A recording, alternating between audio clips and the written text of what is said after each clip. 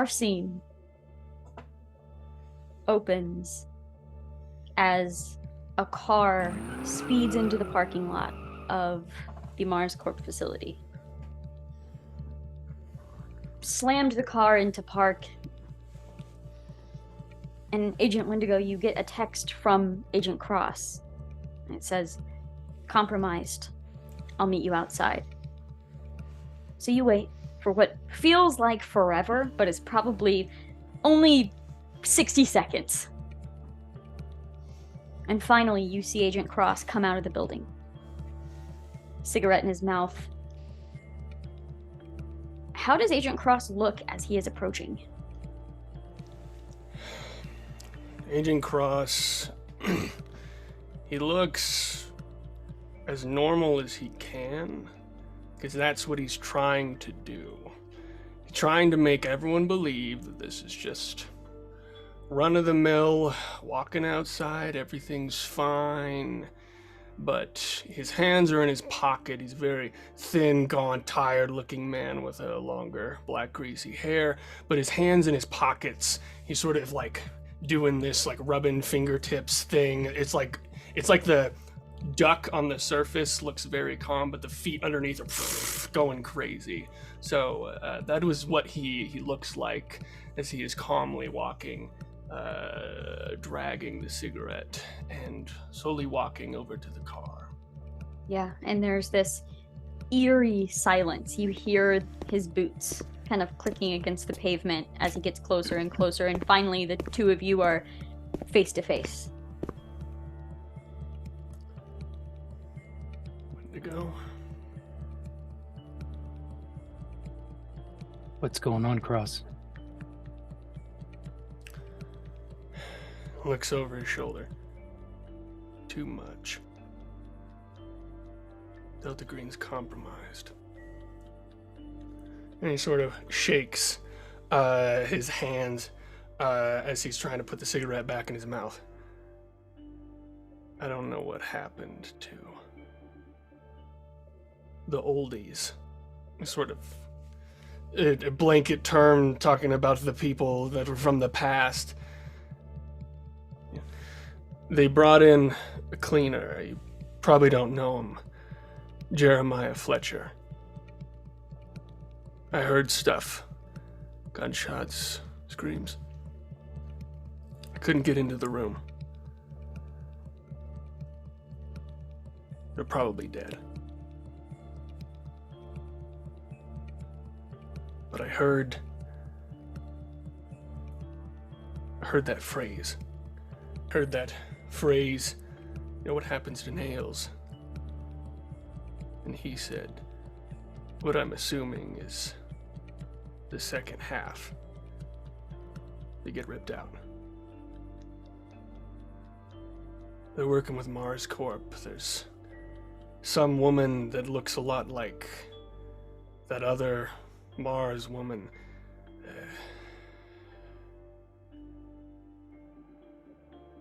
I don't know. And he just kind of like stares off.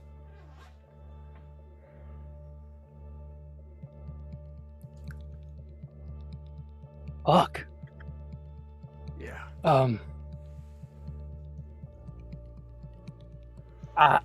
I've barely been here, a couple cases. I've never seen anything like this. Well, what do we do? I mean, who can we trust? We can't trust anybody, right? It's just you and me? Can I make some sort of intelligence or something check to, because like obviously I know the structure is like very small cell, like they don't even give us like a little computer to do our own research, but can I think of anyone that I could trust or something like that?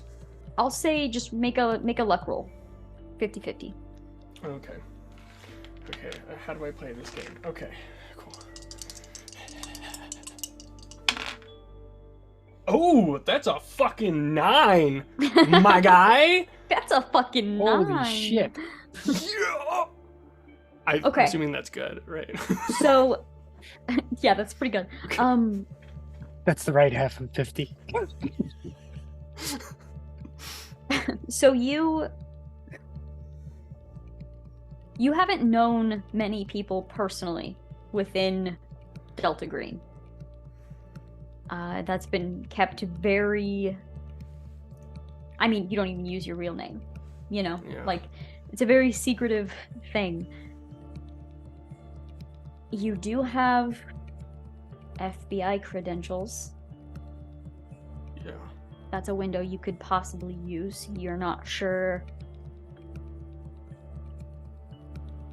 exactly how secretive it will stay or who you can really trust there, but you do have that at your disposal. No, there's no one. You gotta...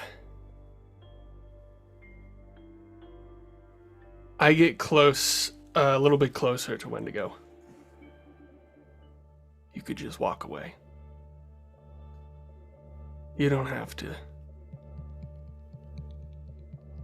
Delta Green, it ruins your life. You don't have to continue. But if you do, it's not gonna be good. You just came in, you can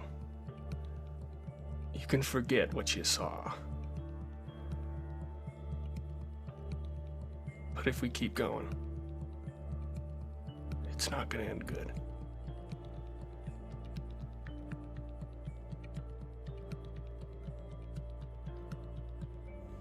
Cross, I appreciate that sentiment. But I feel like Delta Green is trying to do some good here. We don't know how far it goes up.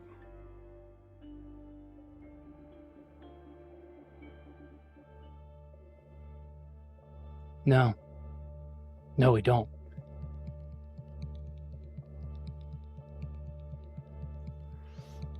So, you want to stay in? Or do you want to go home and live a happy life? To tell you the truth, with what happened the past 24 hours, I don't know if there's something to go back to.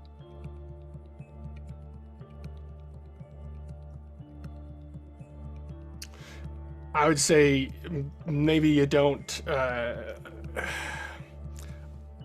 feel like you can see that kind of hit Cross a little bit, like in the core of his soul. I feel like, and he's just like, God damn it! All right, if we're gonna do this, we have to be really careful. All right? We don't know what happened to him. We don't know who's watching us. We're not even on the assignment anymore. If we're gonna figure out where this comes from, we gotta be ghosts.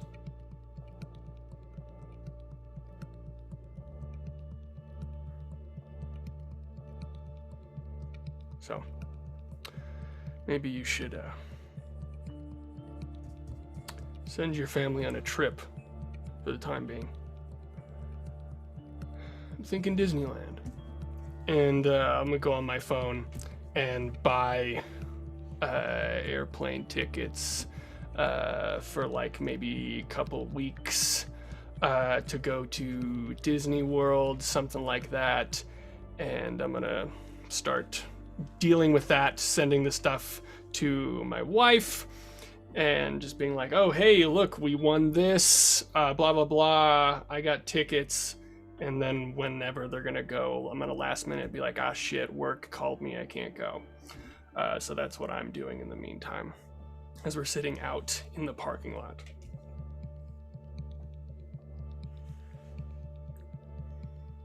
Is Agent Wendigo following his lead? Wendigo turns on his phone, reads through the text messages here.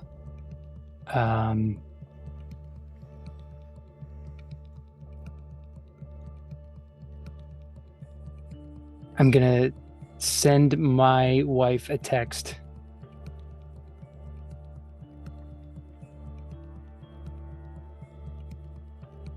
Saying that the museum is sending me away for a week or two to another museum.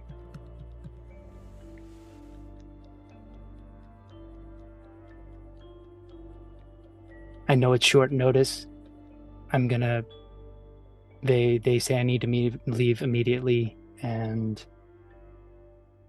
I will be in touch within a couple days.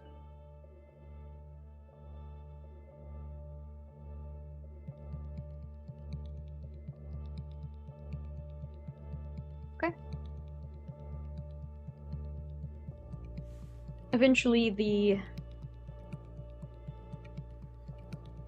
small light, almost like a motion light, that was at the door when you exited Agent Cross, that goes off, and the parking lot goes dark. I will turn to Wendigo. We need to get back in there. But we need reasons. They're really suspicious. They're really on edge. These people from Mars Corp. We need to get back in there.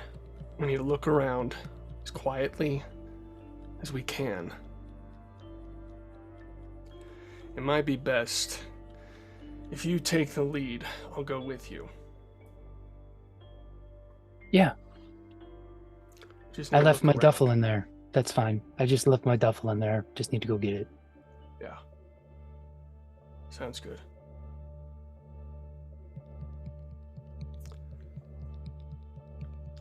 You smoke? I did it one time. I quit for my wife. Well, you might want to start again. And then I'll start walking towards the building.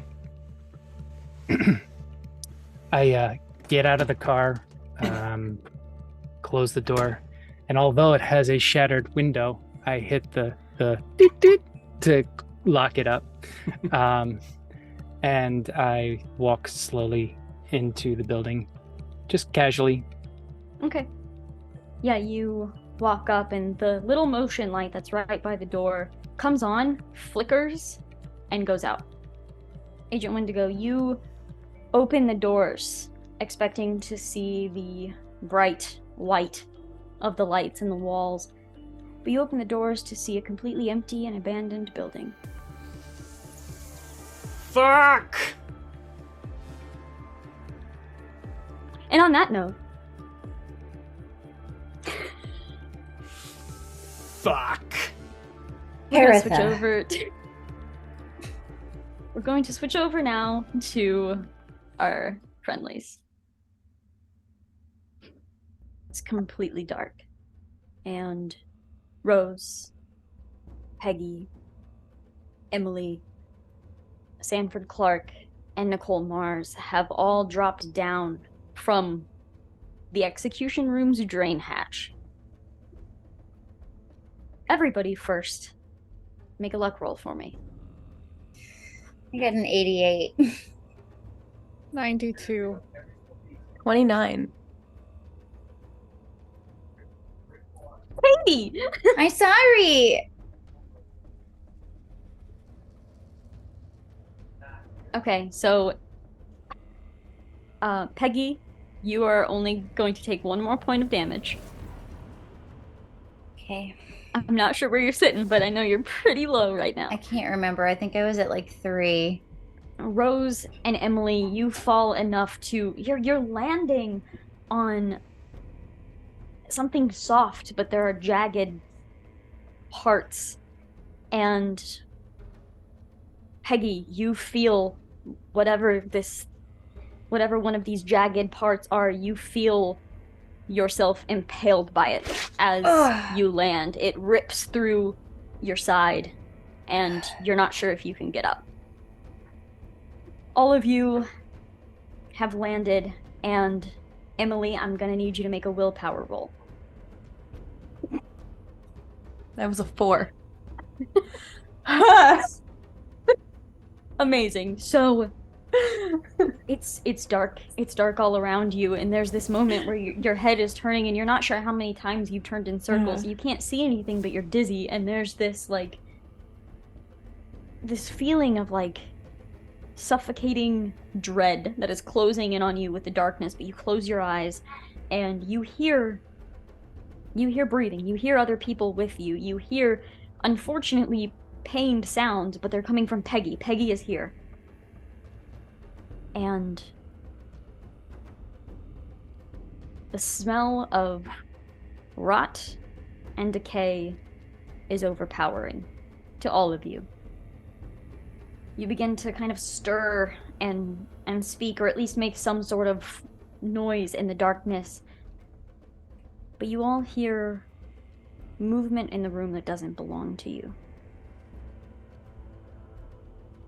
And then you hear a sound, and hair on the back of your neck and your arms stand up. You hear a screech. What would you like to do? How far does it sound? It sounds like it's in the room with you. Yeah. Cool. I'm gonna start feeling around for Rose and Peggy and everybody else. I'm Just gonna real be quiet. crawling over to where I can hear Peggy's gasp. The spiky things. All I'm imagining are bones, but do any of them seem like something I could pick up and stab a thing with? Make an alertness roll.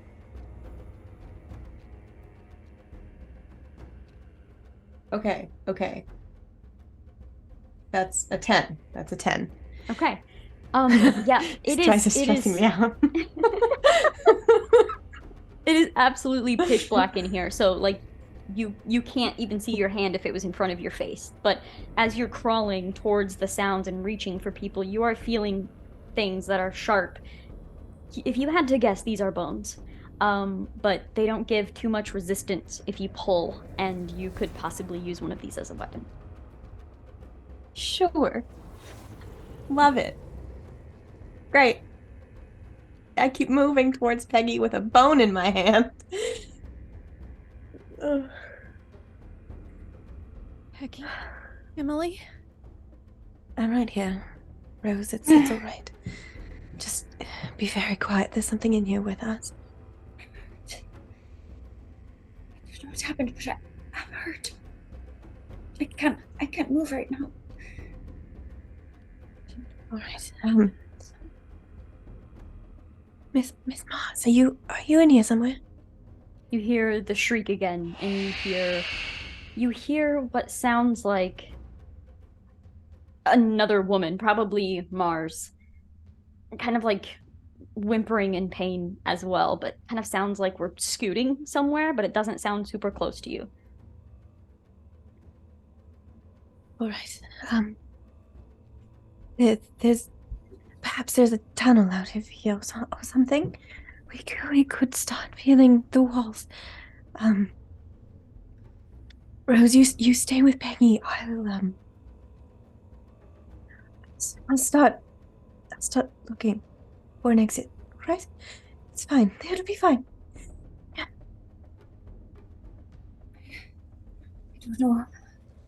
I don't know. I'm scared for you to go off on your own. Perhaps if someone could just wrap something. I'm feeling something stabbed into me. I don't want to pull it out, but if we could perhaps wrap around it, I could try to move. I'm gonna rip the bottom of my shirt off to try and do that. So what exactly are we trying to do?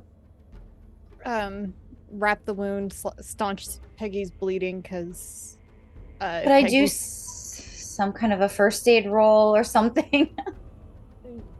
Or I don't know if they have that in here. It's medicine. Yeah. Oh, wait, no, there is first aid. Yeah. There is first aid. I don't have it. I have a little bit. I could try. I would allow. I think I have it actually. Yeah, I have 40 in it. Yeah, I would I only allow a have first 30. aid roll, but I think it's gonna be at a penalty of 10%. Because you can't see it. It's just gonna be what you're feeling. So, but yeah, we can definitely do that. All right. I'll start to make my way over to Peggy. Pardon my hands. Missing you. Am I allowed to roll too? If you'd like, still with that minus 10%. That's 11 under 30.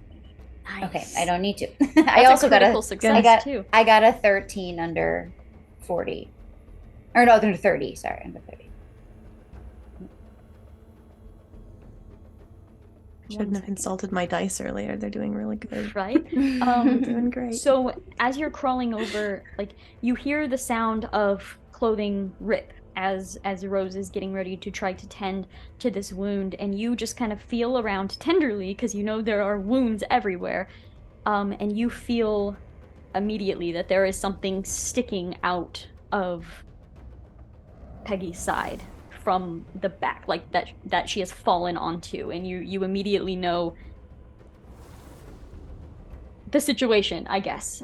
You're not sure if it's connected to the ground necessarily, like maybe we could lift her up with it still in, not certain, but you do know that there is something protruding from her side. So I'm going to very gently just put my hand underneath Peggy and say, we're not going to lift. I don't want you to use your muscles or anything, but I'm just going to see if there's anything connected to the ground, all right? Just take a deep breath. You'll be all right. And I'm just going to sweep underneath to see if I can, like, put my hand between whatever that is, because I don't want to pull it out without seeing it, because that seems like a bad idea. Peggy, go ahead and make a willpower roll. Power times 5. Oh, times 5. Okay. Yeah. 41 under 55.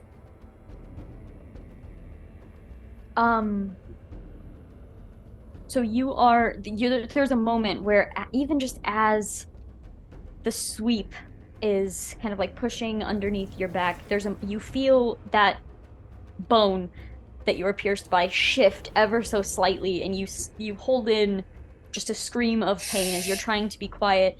For a moment, you think you screamed because you hear a noise, but you realize the creature is screeching again and getting closer. Sweeping underneath, you do feel the point at which this bone pierced.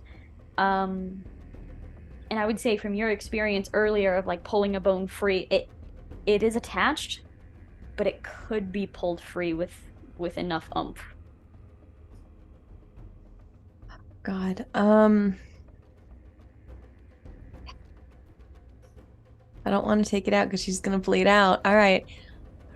I'm going to try to disconnect it from the ground. All right. It's going to fucking hurt. Rose, can you I'm gonna grab her hand. Yeah, and I'll the cloth that you have. Can you maybe bite on it, Peggy? Quickly now. She does. All right. 3, 2, break. What would you like to roll for this? Is this Oh God. Are you going more like Okay. strength based? Carrie, Yes, I'm here. let for me it. make a proposition to you. Perfect. I'm an archaeologist. I've dealt with bones my Okay. entire fucking career. Can I roll in archaeology? You know what? Yes, please do. Yes. So at the same time that you're doing this, you hear Sanford Clark and Nicole Mars like whispering to each other off in the distance. You hear there's something fucking in here with us. Oh no. It's a 4. Oh, okay. I don't know what is happening right now. What is happening? Your dice were like, you guys are in a bit of a pickle. You need a fucking win. 4 under 50. Yeah, you're basically like the tissue.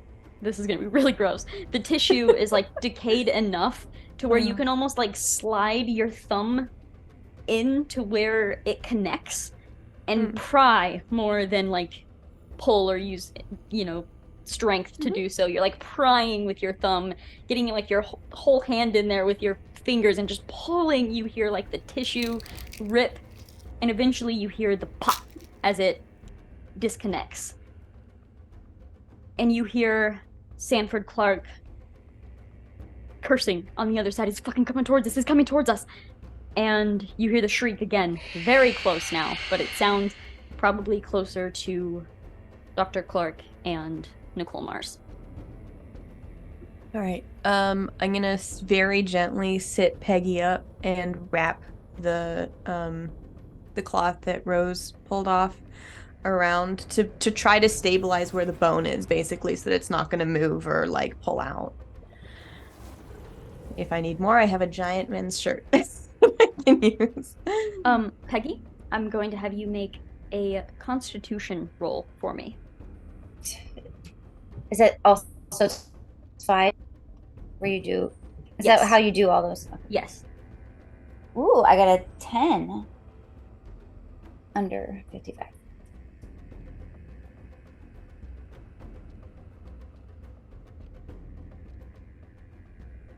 Okay, so you do not fall unconscious.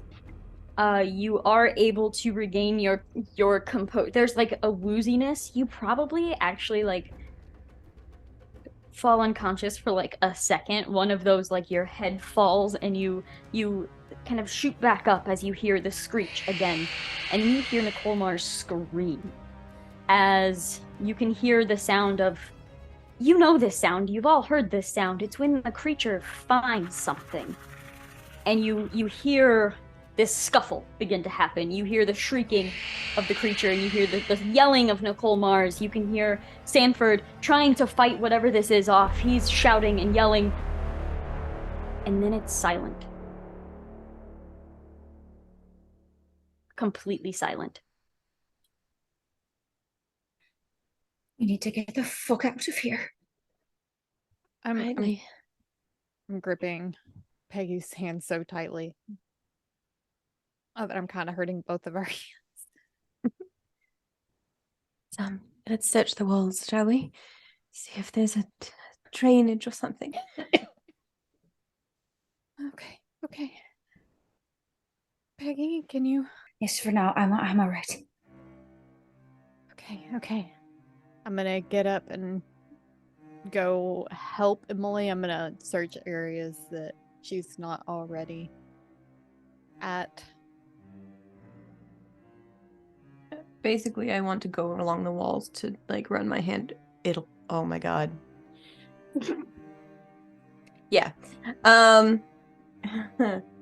Emily will gritting her teeth, just run her hand along the wall, and the entire time muttering, "It's fine. It's fine. It's fine. It's nothing. It's fine. Better this than that. Better this." Just losing her fucking shit as she touches this disgusting wall. Yeah. So the two of you move to the walls and begin feeling around. And while you feel a good layer of blood and dust and mud, the walls are smooth. Really smooth.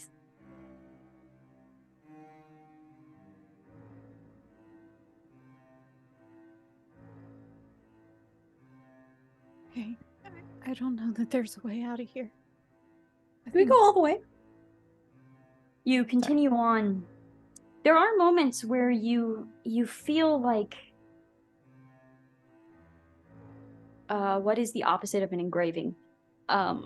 Embossment. Yes.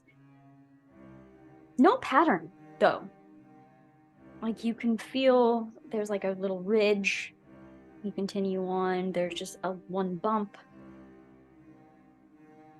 There's no pattern to what you're feeling, but the majority of the walls are smooth.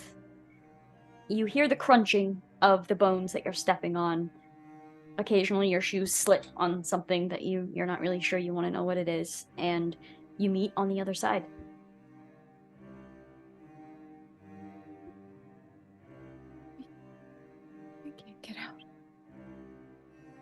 There must be a way. That creature. Do we hear the creature anymore, or Caleb or anyone else? Yeah. The creature. It's gone. There must be a way out. Right?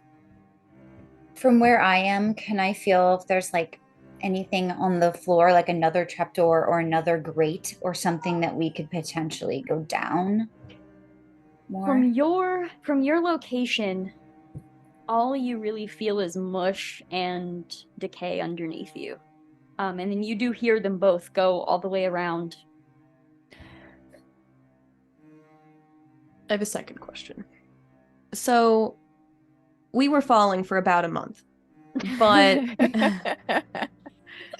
but actually, was it like 30 feet? Was it like 100 feet? Was it like 18 stories? Because like, I assume not far enough that all of us died on impact, unless we're ghosts now. Yeah, it was.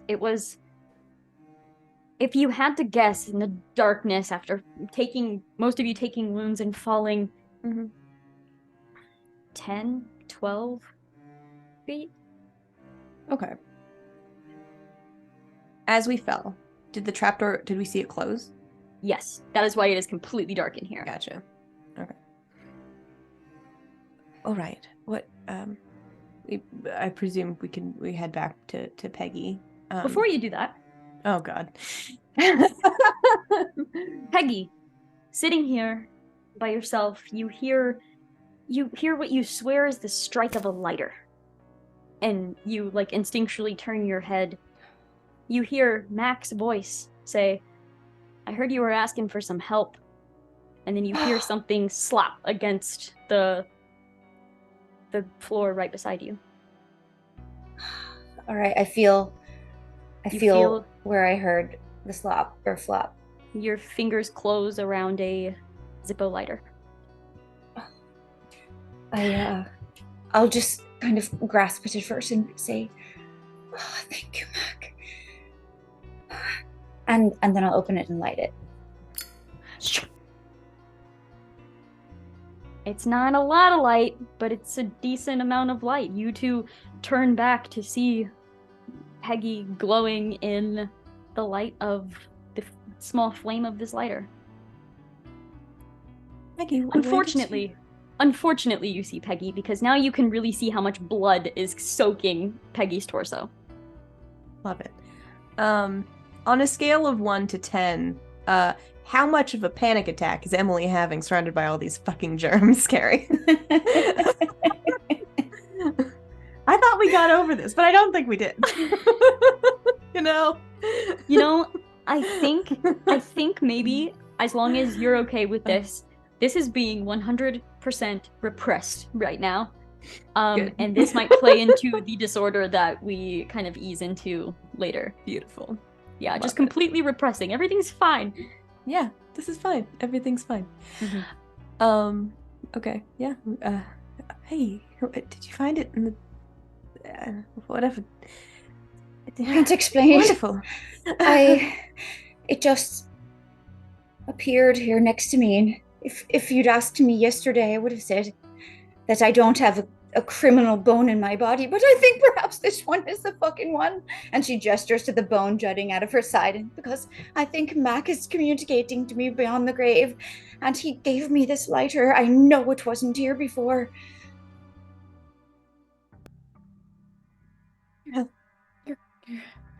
You're covered in blood. I am, I know, but I'm alive. And we mean to keep you that way. Let's see if we can see anything with this little bit of light that we have. I think it was given to me as a sign. There is a simultaneous moment where all of you, nod and begin to try to look off to see your surroundings. And there is a moment where your heart drops because you swear there are other people in here with you. And then you realize, as your eyes are adjusting better to this light, the walls are mirrors.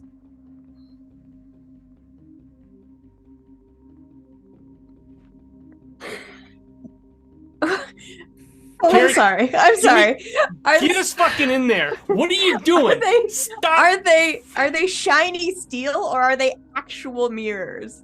They are actual mirrors.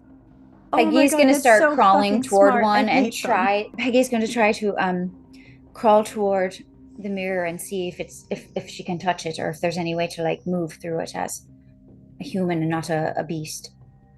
I think I'm gonna have you make a power roll for that because I believe one of your fears. Oh yeah, I'm afraid of mirrors. That's right. All right, I'm gonna try to work against this. Afraid of mirrors, rightfully so. Let me just add. Oh, I missed it. I got a 64 over 55. It's like a combination of the pain, like you go to move and this pain just shoots through you, and then you're really realizing that you are completely surrounded by these mirrors, and you're kind of like shining the flash, like moving the flashlight in all directions. Oh, I thought I could do that, but I can't. Stop moving. The mirrors. Perhaps there's something to it. Is all. I was thinking, Rose. We've already had our hands on them, haven't we? I'm gonna try again now that we can actually see them. Go ahead and make an alertness roll now that you can see them.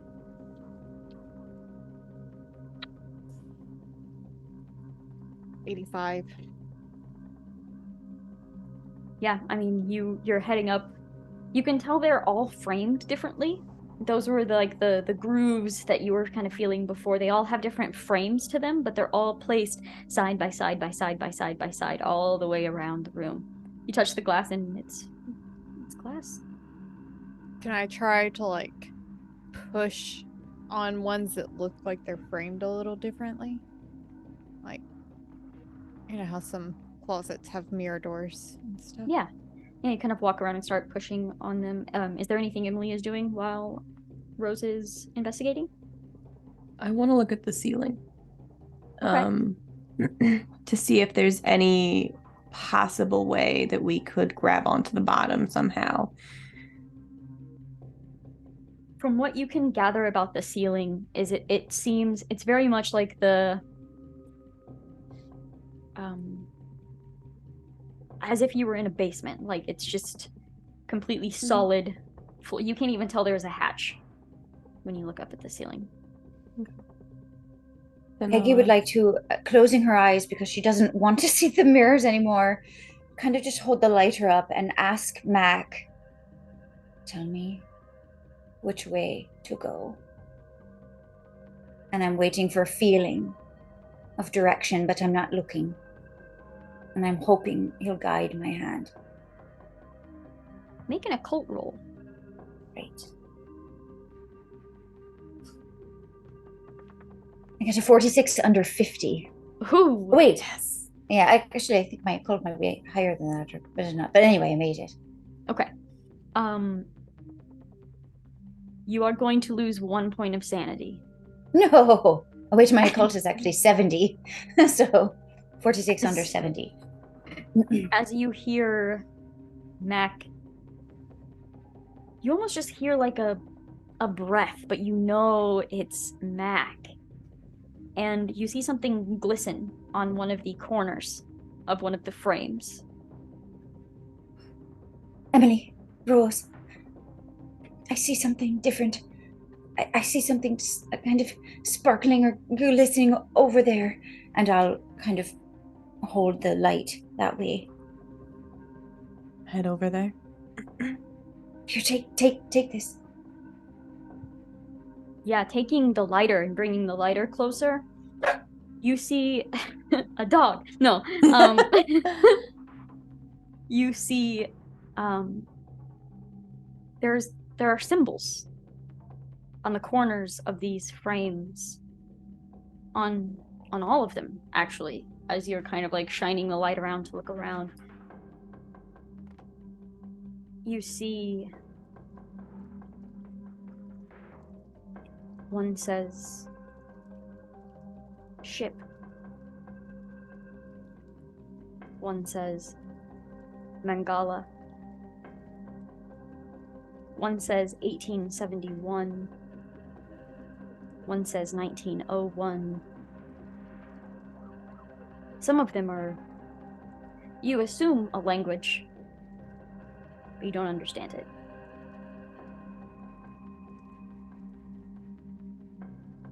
One of them says safe house. And you see what looks to be some sort of, I'll say you all have at least a little bit in occult. It looks like some sort of like protection symbol etched into this mirror. All right. Safe house seems the most promising, perhaps.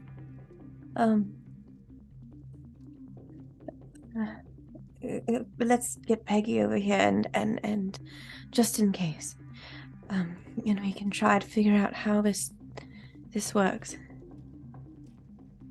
I'm gonna go put her arm over my shoulder to help her stand up.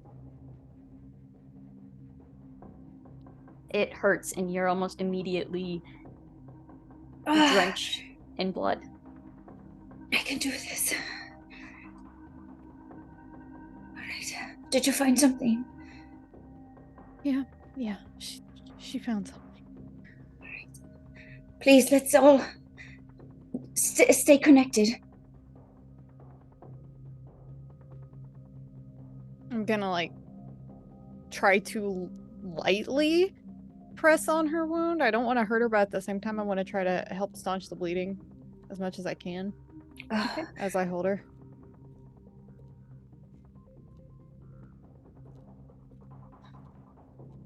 And help her go over to where Emily's standing.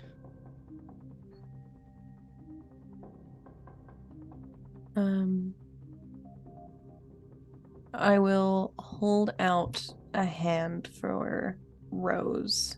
Or actually, yeah. And say, Peggy's quite right. We probably should be sure we're touching before we do anything with this. And I'll take your hand in the hand of mine that does not have the lighter. Give the lighter to Peggy. And then reach out and touch the mirror and I don't know, think real hard about a safe house. Let me ask you, does Emily truly and fully believe that she can walk through this mirror right now? She's walked through a lot of mirrors in the last few days. So yeah, this is not a mirror. This is a portal, goddammit, and we're gonna be in a goddamn safe house after this. And she can wash her fucking hands. So there is a moment you touch the glass, and then you feel a ripple. Almost as if something is touching your hand on the other side. And then the glass gives in. And you see your hand move through it, and without thinking too much more, just in case, you just walk through. You pull Rose through. You pull Peggy through. And you now feel very out of place, filthy, wounded, covered in blood, standing in a living room. And with that, we're going to cut back to the agents. No! Agents. Well, don't know what happened to them. It's just a room full of fucking mirrors and blood and guts. I guess they're dead. Agents, I need you both to make a sanity roll for me. No. We're just going to hit everybody's breaking point today. That's my goal. I'm breaking points all around. Boy.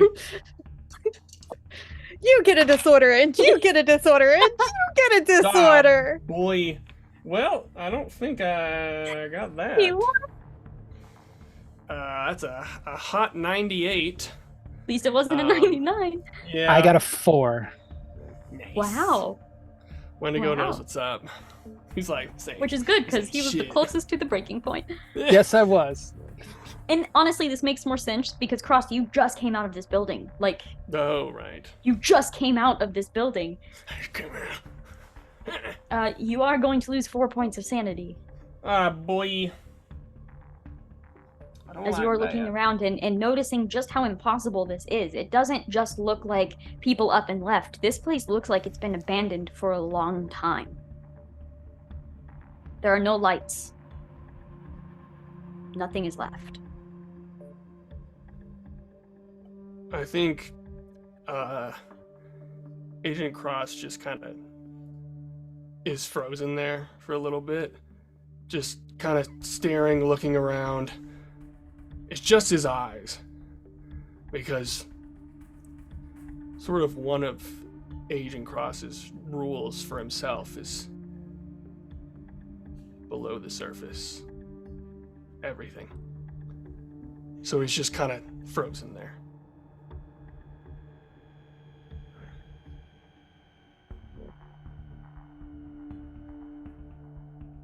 Until Wendigo does something. So I opened up the door and I saw that it was abandoned.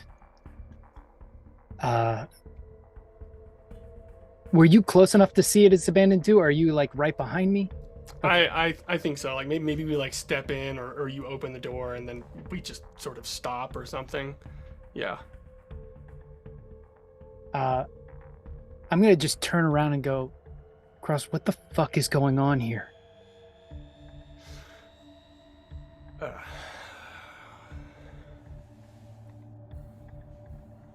I left for a half an hour. Maybe an hour. Yeah. This just means everything's worse. And I'll take out my pistol, put it in front of me, and just sort of like straight into standard protocol. Just taking the gun out, just like silently, like you go this way, like we'll stay together. You go this way, taking out the little flashlight to put on the other side, and going into the building. Wendigo will take out his gun from behind him, lock and load, and follow right behind Cross, and search these halls for traces, anything of. Actually, he would ask which way it was to the hallway, and that's where he would be like most interested in going. Yeah, probably the room that I could not go in. If it is a similar layout, I would like to try to go there first. Yeah. Yeah, it looks like the exact same layout, but just nothing is here, and like the layers of dust are covering surfaces, and mold spots are along parts of walls. Like, this looks like it's been abandoned for a while, and you're walking through a lot of office doors that had previously been closed and locked. The doors are open, you can see in, they're empty, they look like meeting rooms. And then you get to the door that had the keypad. Keypad's still there's no power to the building. Try the door. The door opens.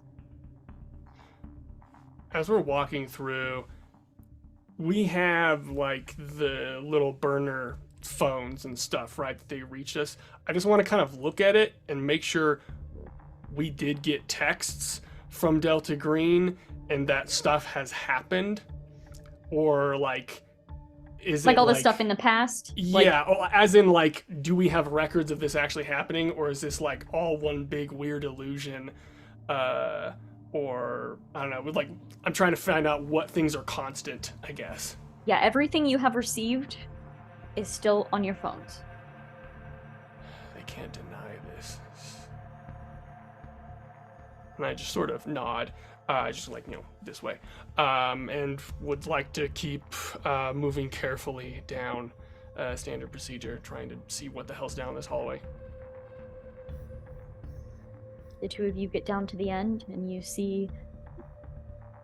you've noticed the constant, like, decline. And once you get to the end, you see the brick wall. You see the grate at the bottom. You know what this place was used for. Yeah.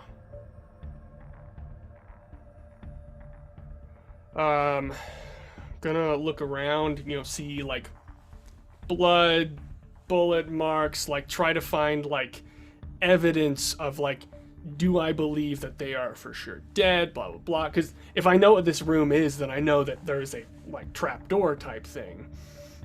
So maybe first thing I'll do is go up to the grate and shine the light down it to see if anything's moving down there. Heading up to the grate, you don't see through it. There's a floor a few so inches we'll below have the to- grate. Yeah. Okay. I'll quietly, I'll just kind of try to sign to Wendigo, like, I'm going to open the grate. You look in, stand back, make sure you don't fall in. Shine your flashlight so we can see what's down there. Just kind of like fun, cool FBI stuff. So Wendigo has his gun out and clicks on his sort of mag light and is shining over at this point. Pull it. You think it would be easy, but this is rusted and old as fuck. And you're like, yeah. Ugh. And I you think it has to kind be of pull, easy. and then there's this sudden like jolt, and for a moment you think you broke it. But you have pulled the lever down, and it doesn't open so much as it just completely breaks. The whole bottom, instead of it opening like some sort of hinge or hatch, it just falls and smashes down to the floor below. Dust plumes up. It just, we know what's down there as the players and the audience, but like it just looks like dust. Like it's just just all of this dust coming up, and you look down. As the dust is clearing, you see this hatch sitting in but your lights are good enough. Bones. They're sitting in bones. Do we see the wall? If I'm shining like all around, not just the bones, do I see the mirrors as well, or just the bones in a sort of steel room? From here, you're just seeing the bones. You can't really get a good enough angle to see the walls themselves.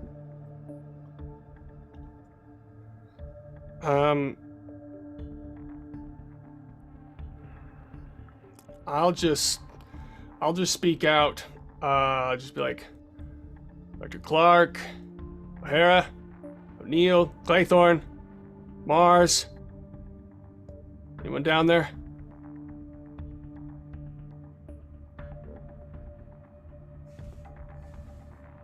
I'm gonna flick a lit cigarette down there. It explodes. Just kidding. No! Yeah, you toss the cigarette down there. You see it land.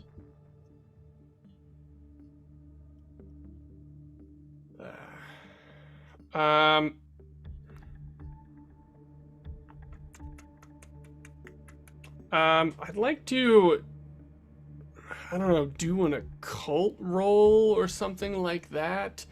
It's like, obviously I haven't experienced anything like this, but I don't know, like kind of putting the clues together of the things that we have investigated so far, of like going weird places in time and being kicked out of the house, seeing weird shit, all of that, trying to put the stuff together. Okay. Is there any like leftover paperwork anywhere or anything like that? Like, can I get a date or anything is there any like a calendar on the wall or something like that I can see something? It's like circled murdered people. On, well, not like that, but like, I think you know, like there's X marks and then they just left it behind Yeah. and they didn't know. Like somebody From what you thorough. saw getting to this point, there's nothing left.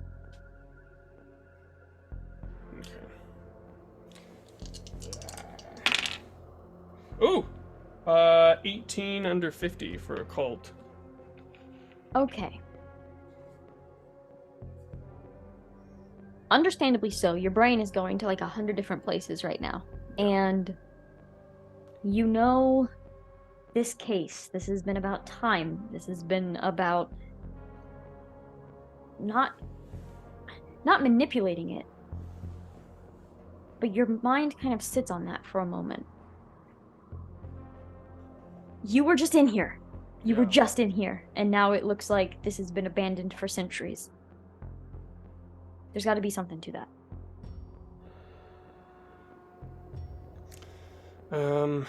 I guess I'll sort of mumble a little bit about that around when to go.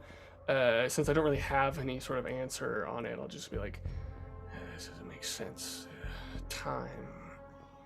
How are they able to do this? This doesn't make any sense. And I'll just be sort of looking around. I guess I'll just be like, I have no idea. I guess we should look at the rest of the place. If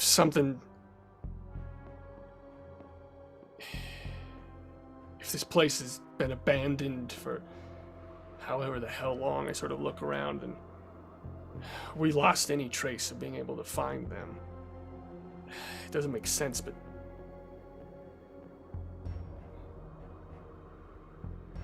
let's look around, and I'm gonna go get some rope. If we don't find anything up here, maybe I look down there, but I don't say anything. And I'll be like, let's stay close while we're looking around. And I'd like to basically cursory search through the building to see if we find anything, because there's no clues in here that they were in here, so I'm trying to find if there are clues elsewhere, and if not, get the rope, descend, and try and see what the fuck's down there, if there's anything. Okay. Heading out of this hallway, still only using the flashlights. No light is in this building. You check different rooms. Some of them you can walk in and quickly know, I'm gonna learn nothing from this room. Completely bare bones. There's a table, there's chairs, like that's it. Some of them have desks. You kind of go in, open up the desks to discover the same thing. There's nothing. The most you can find is maybe there's some pencil shavings in like one of the desks. Like it's that empty. And as you are checking one of the rooms, kind of looking through a couple of the desks, you hear someone run by the door down the hallway. Hey! Wendigo immediately follows chase. Yeah. Immediately take off? Yeah, I'm Okay. going with him. Perfect. So you both go to rush out, and you slam into each other in the doorway. And there's just this like short moment of get the fuck out of the. What is this, and a you cartoon? With both, you both like shove through the doorway, and by the time you get out of the hallway, you see just the like back, like the foot of someone disappearing into one of the either turning off into another hallway or disappearing into a room on the left, way down the hallway. Since we aren't able to catch them, I say I'll just be like quiet and then following them, trying to listen to where they're going. So it's like at least we can know where they're going rather than beating them there. Okay, go ahead and make it an alertness roll as you're moving forward. More quietly, gun like trained down the hall. God damn it. 78 over 70. We're the worst agents ever. I'm stressed out, man. This building aged 100 years. In 10 minutes. 10 minutes. God. Yeah, so you both move down the hall until you get to the doorway that you're pretty certain this person ran into. The door is cracked. It's not closed, but it's not open enough for you to see in. Now, both of you make an alertness roll. Does it swing out or swing in? That's my question. In. Okay. Perfect breaching room. Oh, yeah. That's a 34 under 70, my guy. 67 over 20. Okay. So, Wendigo, you're more concerned about getting ready to kind of push this door open if needed. And you kind of look over at Cross, and Cross is just listening. You hear a sound that's like familiar to you, but you can't quite like place it yet. Or you can't place it in this setting yet. you're sitting there like, why do I know that? And then it clicks. You hear the sound of like an expo marker writing on a board, like a whiteboard. You hear the squeaking of the marker as it's moving, the tapping as the marker is drawn away and then placed back. There's writing happening. I feel like I'll hold up my finger and then just try to, as quietly as possible, like squeak the door open. Well, hopefully not squeak, but gently push the door open. Maybe even like holding up the doorknob so that it doesn't, like kind of trying to pull the door up so it doesn't squeeze or squeak or whatever. Try to get a look inside without alerting them, I guess. Okay. Go ahead and make a stealth roll. Nah. Oh boy. Ain't good at stealth. Agent Cross is not a stealthy guy. Ah boy, that is 1 away. That is miserable. 31 over 30. You're peeking in quietly enough to where you're able to see this figure standing and writing on this whiteboard. You see a woman.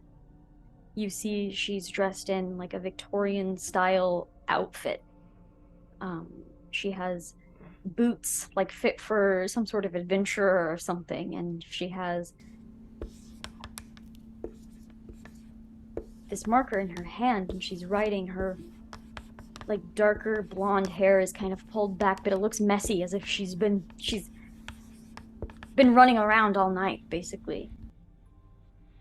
And you see her finish whatever she's writing just as the door makes one little just one little creak, and she looks back in your direction. Do you hide, or do you kind of jump back behind the door, or are you allowing yourself to be seen? I'll say I'll allow myself to be seen, and I'll actually turn the flashlight on to sort of like blind them in their eyes. But I'm not going to be running and just be like, hey. So as she's turning, she looks at you, and there is a look of fear. And as the flashlight comes on, she disappears.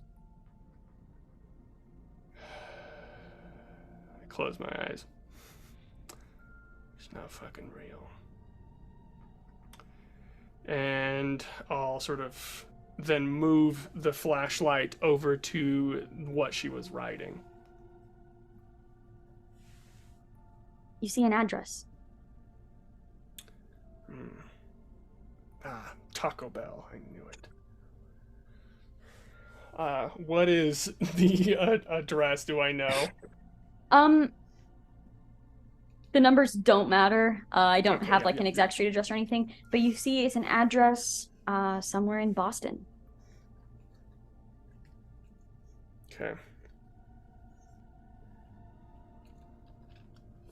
Does the description of this person match any of the information that we got from our friendlies from the past when they were talking about their friends, or is this sort of like a new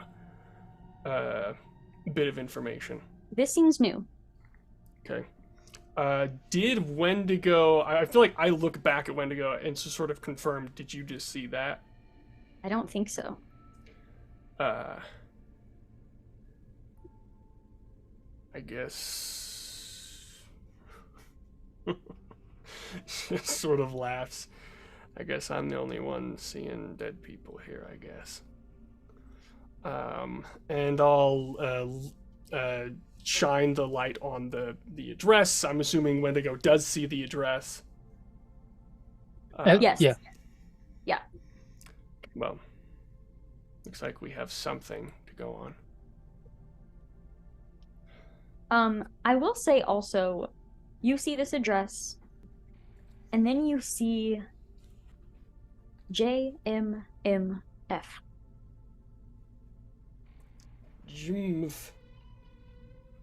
JMMF. I'll look at Wendigo, and we should probably get out of here pretty soon. still want to see what's down in that hole, though.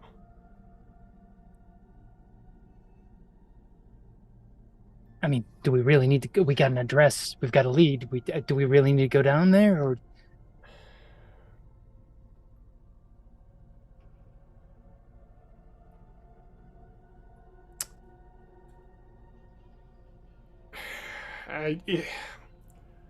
We don't know. I mean, if you want to go, I've got rope in the car. We can bring the rope in.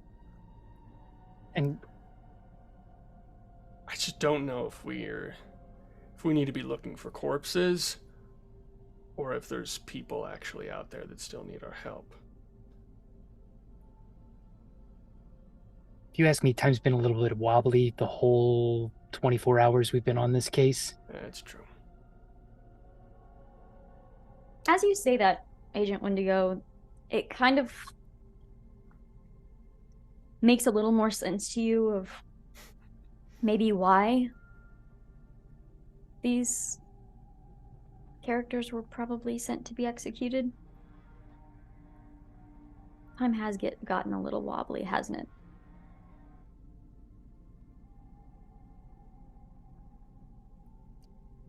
Whoa.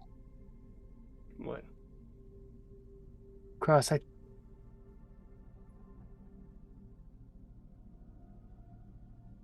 What if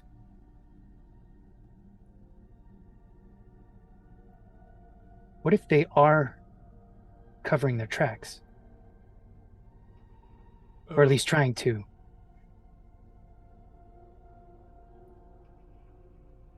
You mean Delta Green is covering their tracks? What are you talking about? Mars Corp, Delta Green, they're in cahoots. Could be the same place. If they've created or found a way to manipulate time, and they've pulled these people, but they don't know how to put them back, what would you do to them? Guess I look at the hole. Well, I guess if they survived, they gotta be somewhere. If they didn't, I guess there's nothing we can do about it.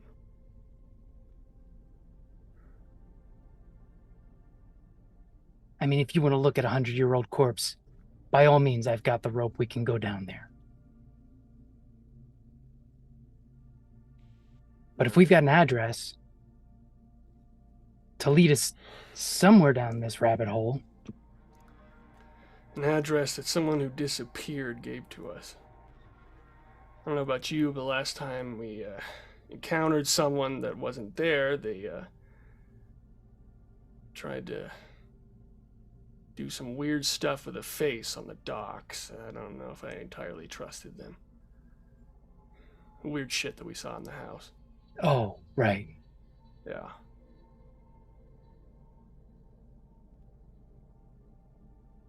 All right. I got a quick idea. Basically I want to get, like, I don't want to go down there myself, but I'm going to get my phone, tie it on the rope, turn on the light, descend it down, record, try and turn it around, hold up, bring it back up and look at it. Just to at least check it out before we leave. And then this will be quicker than actually descending into it. And that's what I'd like to do. Okay. So you lower the phone down. Mm-hmm. I assume it's like there's light, like you're shining light down for the phone to see. I turned on the gotcha. Okay. The camera light on the phone. Gotcha. So that it can, yeah. All right. Is there any conversation being had as the phone is lowered down, or is it just all business? I'd just be like, so do you like fishing? It's a different So you like kind fishing? of fishing. Exactly. So this is a different kind of fishing. It's a really old fish that we're trying to catch. Honestly, the only time that... Never mind. Oh, and man. Then I'll pull it back up.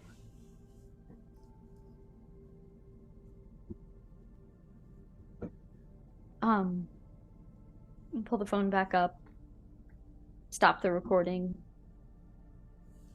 head over to the, video to then press play. You press play and you kind of hear your voices getting quieter as the phone is lowered down. You see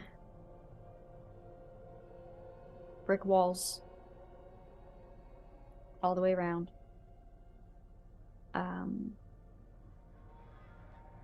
Pieces glisten, and it takes a couple spins to realize there were mirrors here, but they were all shattered. Little points are in some places, but the mirrors are shattered. Is the video good enough that we can see the names or the words on it or anything like that? Okay. No. Damn. But as it's spinning, you see a hand grab onto it and kind of turn it in their direction. And you see that woman again. She's looking as if confused. You see the phone kind of spin around and move. And then she just leans in and says, "Help them." And then you pull the phone back up. Did Wendigo see that? If you're watching the I'm video, right over the shoulder, dude. Okay. Well, I wasn't sure if it was just something that I see in the video or not. She'd be like, yeah. I sort of like look away from the phone. Yeah, that's the woman that wrote our little address down. Shut the phone. Let's go. Do we recognize that woman? Does she look like Nicole Mars, or is it just a completely separate ghost to us? Nobody you've ever seen before. Okay. Yeah, I guess I'll leave the building. Hopefully we're still in 2022. That's my next goal. Leave the building with the intention to head to that address, or? Yes. Okay. Hey there, Friendlies. You are standing in a clean living room. You already hear blood drip onto the floor from Peggy's wound. You see... From the living room where you're standing, you see, okay, I'm gonna explain this, even though your characters are gonna feel very out of place in this home. But you see, like, a big flat screen TV. You see a couch, like a love seat recliner. You see on the other side, there's like a half wall with a, like, more of a kitchenette than a kitchen.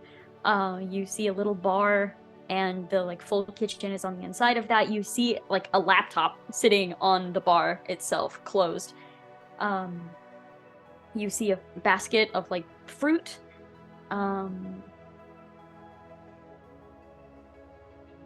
Yeah, that is what you see from here. There is a hallway that leads down to more of this house, but that is what you're seeing at this time. I'm not even really paying attention the moment that I see some sort of clean couch or the love seat. I'm immediately going to help Peggy down onto it and just sit there and try not to freak out, but I don't know what to do. I don't know how to help you. I'm so... Rose, I think I'm going to die. Why did you jump in front of that gun? I don't know. I didn't think they were going to do that to us. I really didn't. But it's clear they were trying to No, they weren't. They weren't trying to execute us. They were trying to exterminate us. To be executed, you have to be somewhat important. We were pests to them. I don't know. I don't know. You were not allowed to leave me. I don't want to, but I might. We need to get this blasted bone out. It's going to get infected if we don't, but if we take it out, Rose, Emily. As Rose has taken Peggy to the couch, I am searching for... Okay, so I, Farah, know what first aid supplies are. Emily, it's a toss-up. She knows, like, old-fashioned World War I circa medical supplies, so that's what she's looking for. But I assume I find a bathroom with some kind of Red Cross situation, and that's at least familiar, I think, timeline-wise. So that's what I'm going for. Yeah, I would assume between, like, the kitchen or the bathroom, like, you would find something like that somewhere. Yeah. And while they were having this conversation, you're basically just, looting through drawers, trying to find stuff, and you eventually do come back with, like, this first aid kit. Yeah. How did you end up being, like, the medic in this game? It just happens. I hung out with a nurse for, like, 60 years or some shit, right? Like, that's fair. That is fair. Or maybe I just should have been a doctor. My parents would have been very proud. All right. I'm going to... Instead, I do this.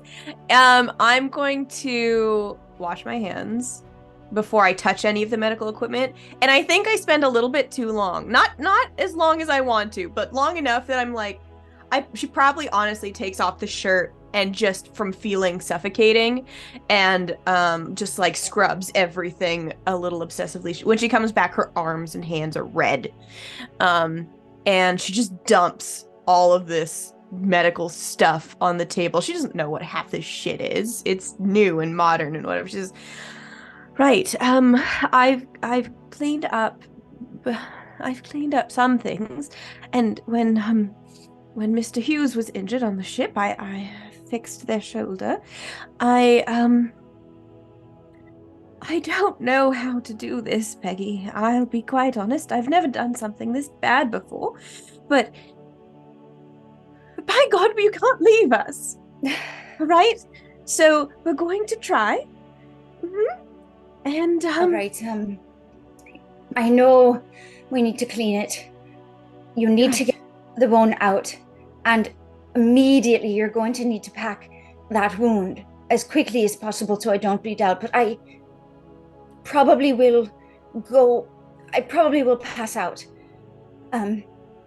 So I feel I need to say something before, just in case I don't have the opportunity to again. Rose, you just asked me why I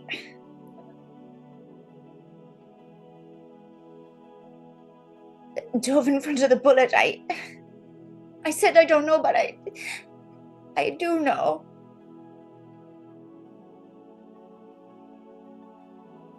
Back in 1922, I was different.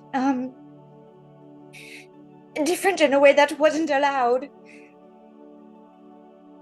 And I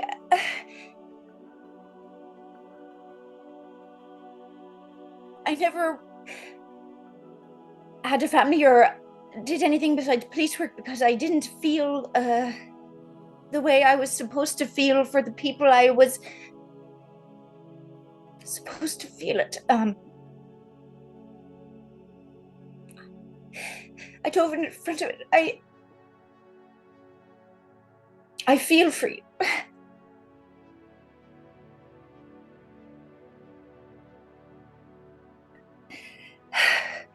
All right, do it.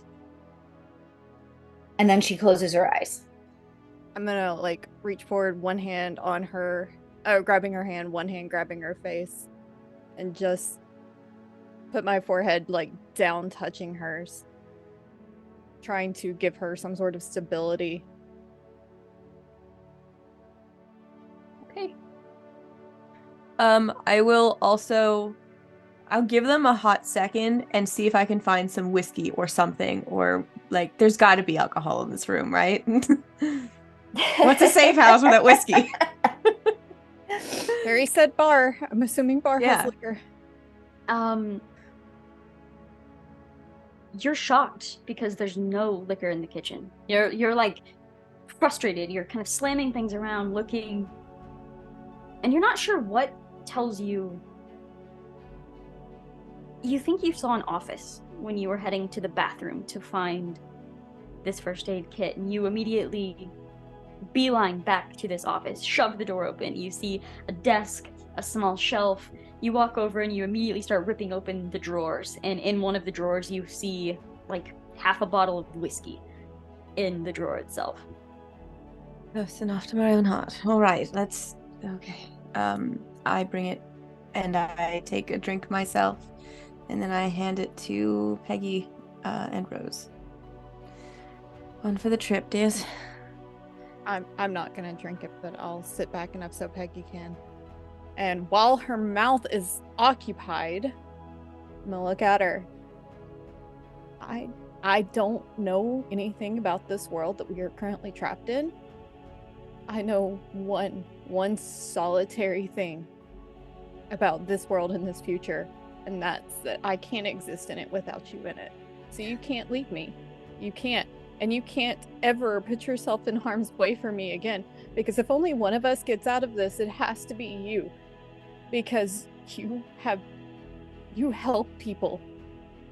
I am a thieving, conniving little shit, and I always have been. I've done nothing good in this world, in our present, our past. I did nothing helpful, useful, or good. You are good. You don't get to sacrifice yourself for me. You don't get to do that. And you don't get to die right now. All right, well, I don't know if I can promise the thing about putting myself in harm's way, but luckily for you, thieving, conniving little shits are my specialty. And, you're way better than you think you are, and I don't think I would be alive if not for you now, so I'm gonna do my best, and you're gonna do your best, and, hopefully we'll fucking come out all right. She takes a big swig of the whiskey and then like pours the rest of it onto the wound, and then I think probably that would make her pass out from pain. All right. All right. Please stand by with. I just shove a bunch of towels into Rose's hand. I'm going to pull it out. You're going to hold that on the wound as hard as you can. Do you understand me? Yeah. All right. 3, 2, yank. instantly pressing. Oh no. Everything's fine. Don't panic. No. I'm alive. I'm just unconscious. Oh God! I think it's on purpose. Don't hurt me like that. I saw the panic. No, don't panic. Just in case. Oh my God. The scene cuts to black.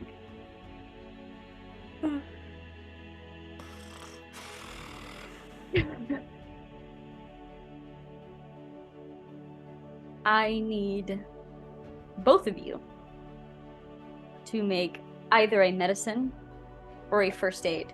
If you have something else to argue and it's good enough, perhaps that, but medicine or first aid is where I'm sitting. Do a persuade. Peggy, you can do this. You can You pull can't through die. this. You love Yeah. me. You have to stay alive. Unarmed combat. Oh God. Snap out of it. Pain A is cult. mom. It's I've studied lots of diagrams of human bodies that were eviscerated. It's fine. Ooh, okay. Oh, don't fuck me, dice. Don't fuck me. Okay. Is there any My way we first can aid? give? Do we have luck points that we can give people? I'm creating that stat now. Here you go, guys. Here Here's are- all my luck points. I'm not there, but here you go. Guys, it's a 14 under 40. Yes! What the fuck is with my dice? Yes, yes, What yes, is with yes, my yes, dice yes, today? yes, yes. They know that we I'm are so in need. stressed. Come on, Rose. Rose is too shaken up. 39 over 10. I literally Oh my only God. had 10. I mean, that checks That's out though. fucking hard, Like, yeah. Yeah. My hands are shaking too much to Oh my hold God, the I'm so towel. stressed. you're not sure what time it was when you arrived here. There was like light coming in through the windows. It appeared to be day. But it's dark by the time you're finished. You've had to turn on a few lights in here. There's a lamp in the corner. There's like an overhead light. But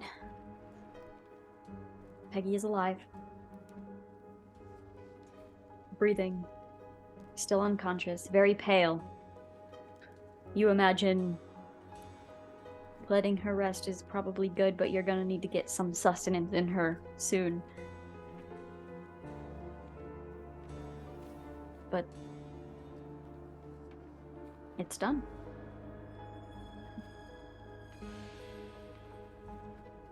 I don't want to let go of her hand. You don't have to, Rose. I'll get you whatever you need. You don't have to. Thank you for saving her. Yeah.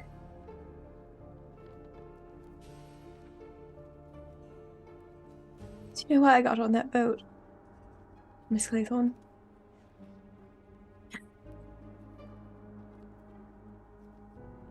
I had a lot of roommates growing up when I was a young woman. Dear friends. And then I met a girl who was... She was the light of my life. And she wanted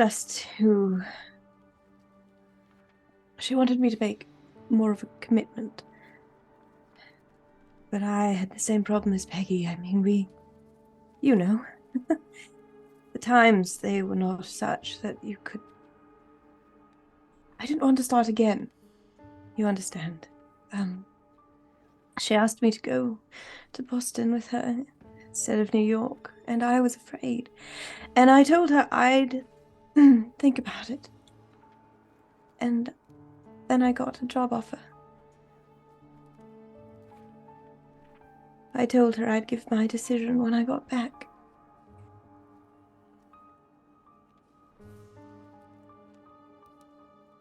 If I can give you two an opportunity to do what I couldn't, to be happy together, I will do whatever I can.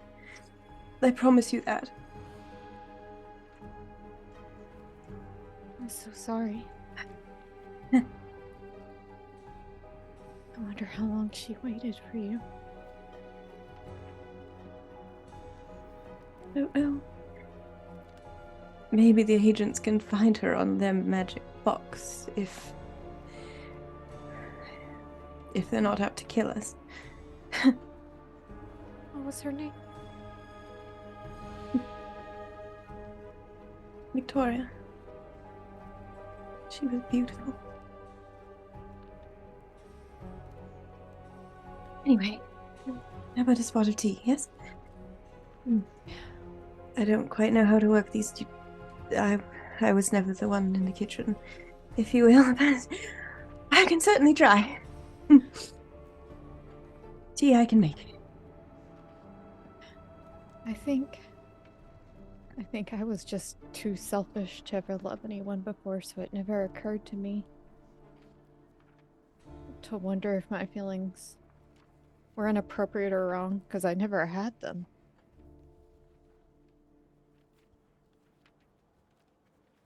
The only thing I ever cared about was money. Money and pretty things. Well, Peggy's one of those things. Yeah, she is.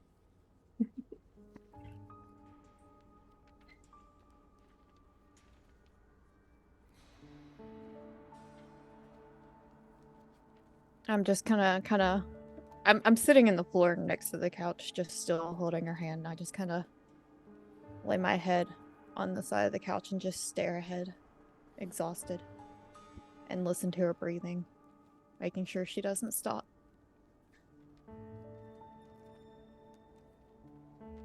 Emily make gets tea. up to go make some tea. Agents. Can we please have a scene of them trying to order pizza over the phone? We don't know what phones are. We don't know Exactly. You don't even have a phone. It'd be so great. They're like, Oh what is my this? God. Hello? Is it can we pizza? Operator, can you Like, connect there's me, like please? a flyer under the door, and it's like, how do we get pizza? I thought for sure I was dying there. You guys. I know. I don't Ah. know what is happening, and I'm afraid that I'm gonna get fucking 100 on something that's gonna be really important, and I'm gonna I be was like ready. I was so I'm gonna ready. Eat and my I- dice out the fucking window. Yeah. Oh my God. Oh God, I'm so stressed. Okay. I might need to go get some wine. While these agents are having their scene, I'll be That right is back. so fair. Agents. You are pulling up to the address. You're driving down. It's a residential street. Other homes, some have their lights on, some don't. It's dark. The sun has set. But you are arriving. You look at the house before you. It's a 1-story. Seems pretty modest. Seems completely normal. Could I say on the way, or when we left, I called one of my subordinates at the FBI and asked them to just run a quick search on an address for me and give them the address and see if anything comes back. I'll just tell them it's part of a bunch of cases, different addresses, blah blah blah blah blah. Trying to get them not to ask questions. You would get back a name. Joshua Manuel Morrison Fredrickson. Fredrickson is the name that you receive. Joshua Manuel Morrison Fredrickson. Morrison Fredrickson. When I get that, I just be like, any information on them? Any red flags? I feel like usually if a name pops up, it's kind of like, oh, do they have a criminal record? Blah blah blah. What do we? Anything weird? Yeah, you see there was Paid parking tickets. Yeah, like lots of, not even lots, but just enough. Couple parking tickets. Nothing big or red flag at all about this guy. Right. I'll definitely tell Wendigo that as we pull up to the place. All right.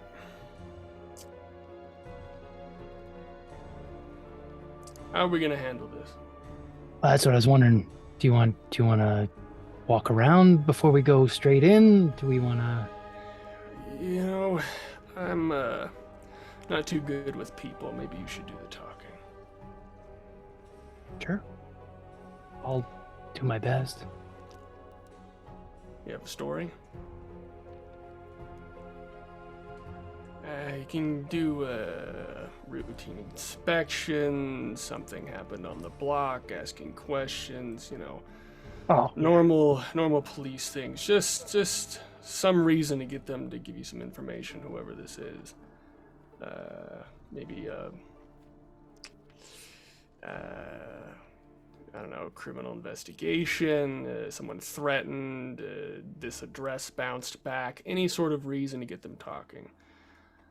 But I'll be right next to you, so yeah, let's go. Get out of the car, light a cigarette, and walk up behind Wendigo. Go into the house. I'm gonna get to the door and just 3 knocks. Bop, bop, bop. Okay. Emily, as you're making tea, you hear 3 knocks. Great. I will look over at Rose and pull. I assume there are kitchen knives. Oh yeah. a big ass French knife out of the block and just hold it behind myself. Is there a peephole in the door? Yes. Great. I look through. I presume I see. You look Wendigo through, and and Cross. somehow you see Agent Tentacle Wendigo and monsters. Agent Cross. Like looking through the windows. Mm-hmm.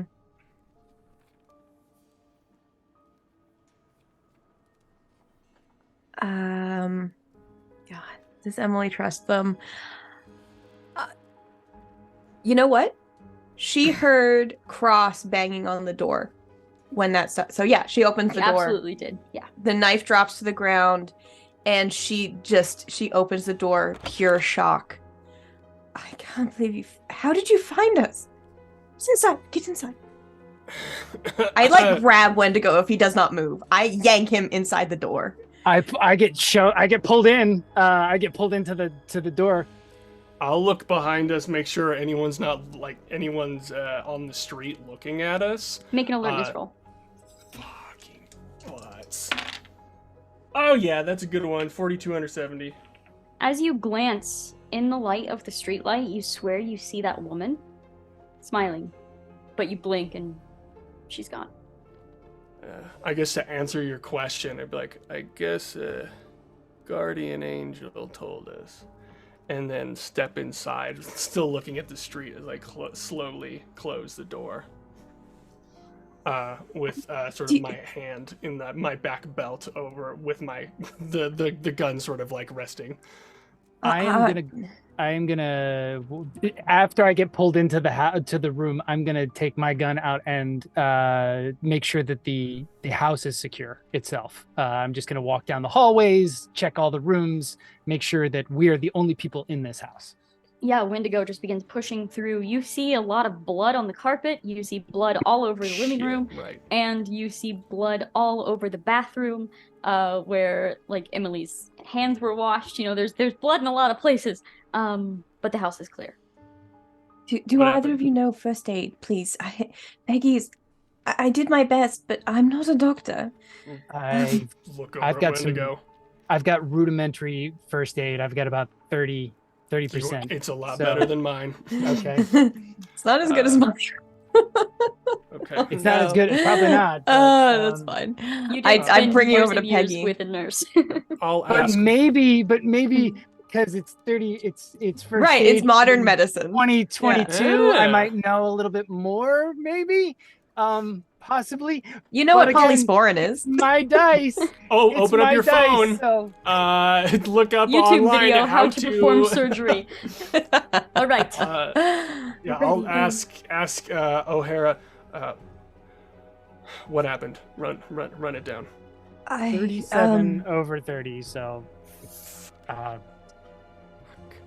I mean, if someone is killed injured, Peggy. we'll just Please call don't kill Peggy. 911. So Yeah, but then we have to there's fuck it. what would Dude. I mean, you know, what do we? I mean, we can get them the treatment they need and get them the fuck out. Is there a Delta Green person that we could call that could come by? Not that we can trust. I mean, we probably maybe. Fuck. Yeah, I actually, yeah. Karen, have I worked with anyone, or me and Wendigo, have we worked with anyone that, though we wouldn't know if we could trust them, do we know like a medic or a doctor that is a friendly or whatever? I will say there are probably plenty that you have visited in the past, especially Cross, probably, for your own injuries.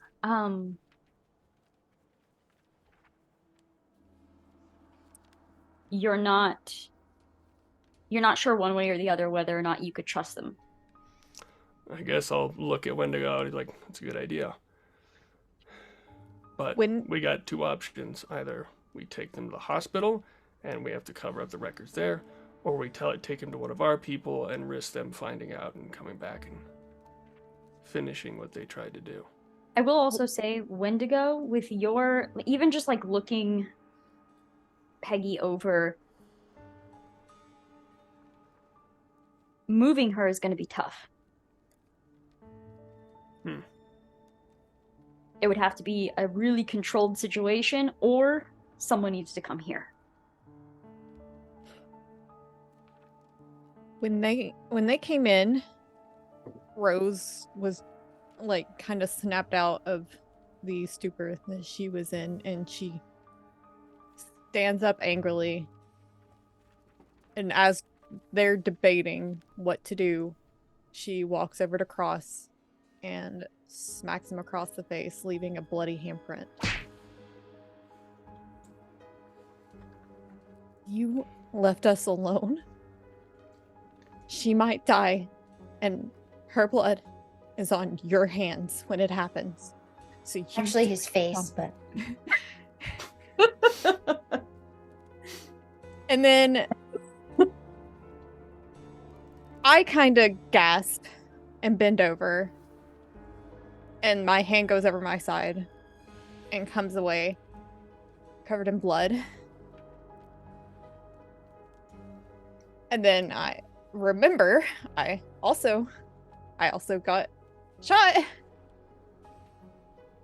I'm gonna look back at Cross. You have 2 people's blood on your face. Congratulations. I guess this is a regular day for you. I'm gonna try to help Rose to sitting down. And sort of gesture over to Wendigo because I have no idea what to do with first aid. And I will try to calmly explain. They tried to kill us. Still, they don't know what that's called. Our organization is compromised. People we thought we could trust, we can't.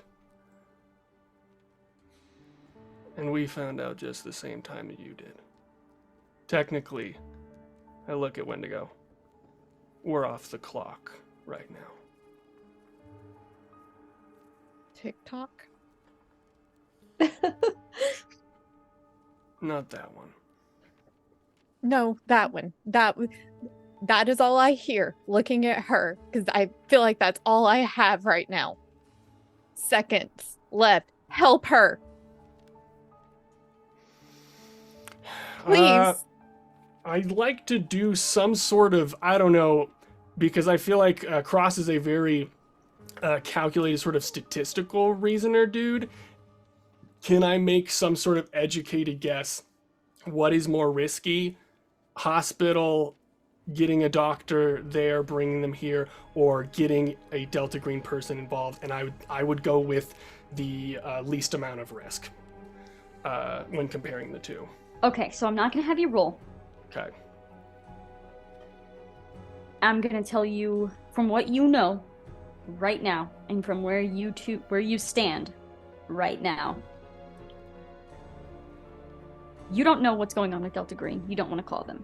No. You're no doctor, but you're pretty sure Peggy won't make a trip to a hospital. Yeah. So we need to and then you have the mess of afterwards. Wait a second. I'm going to say something. Okay. Sorry. I'm going to say something right now that reminds Cross of Agent Pike. Because if you bring someone here and you can't trust them, right, they can still help you.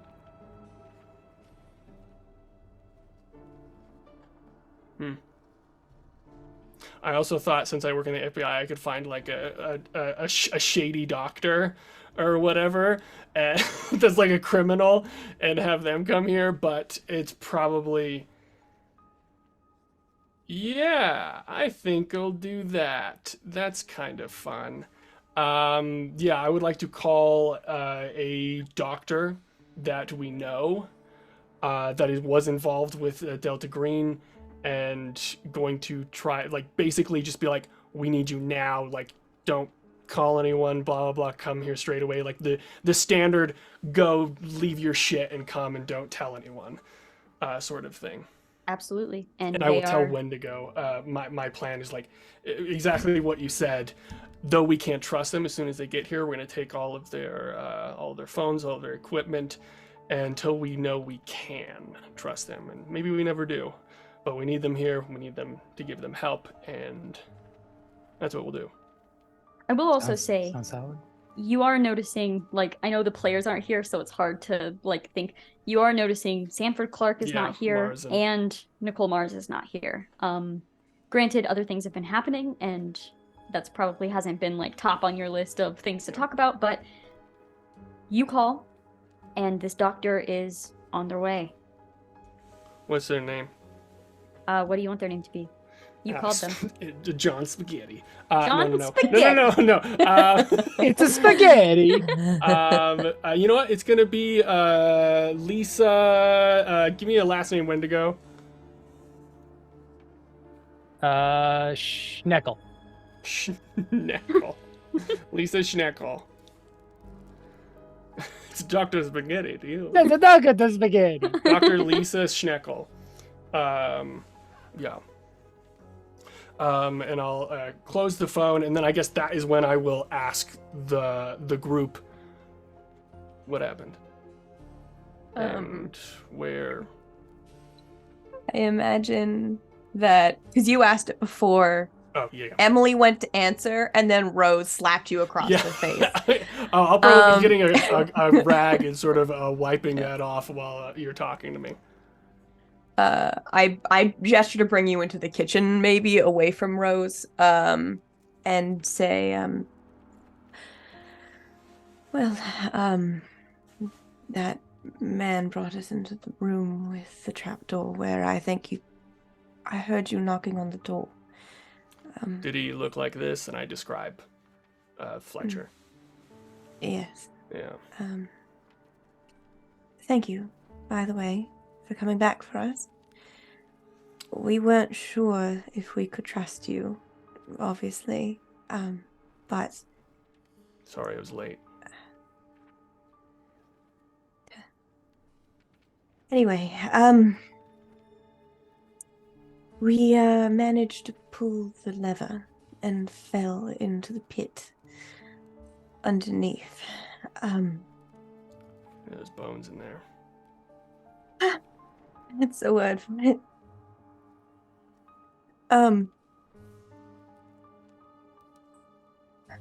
Peggy got impaled on something, and we heard one of those creatures in the dark.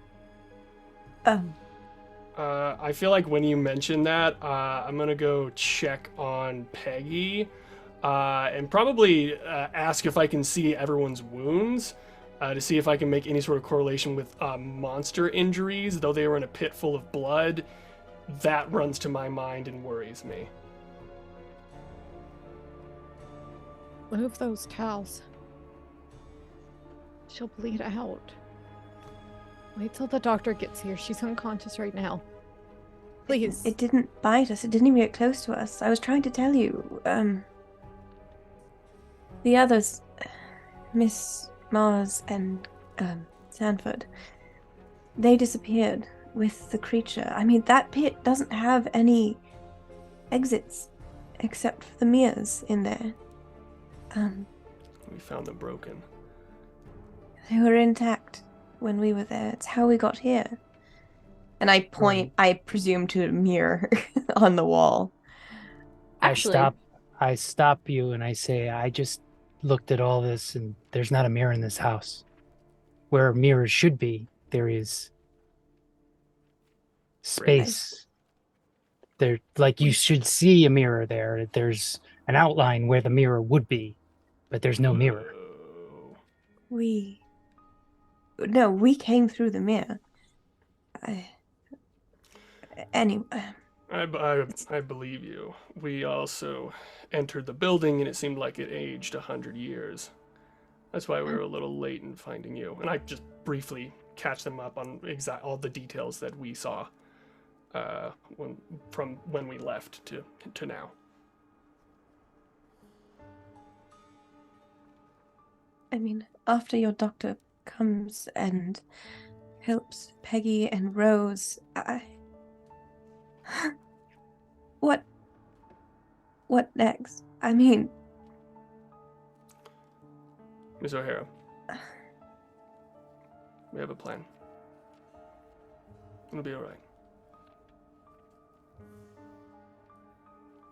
Agent Cross, this world. I mean, I tried to make tea and I could barely work the stove. Everything.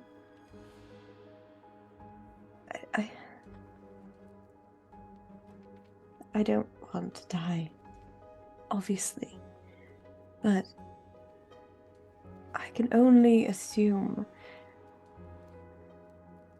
the amount of... I can only assume the world has moved on from us and from the life that we knew.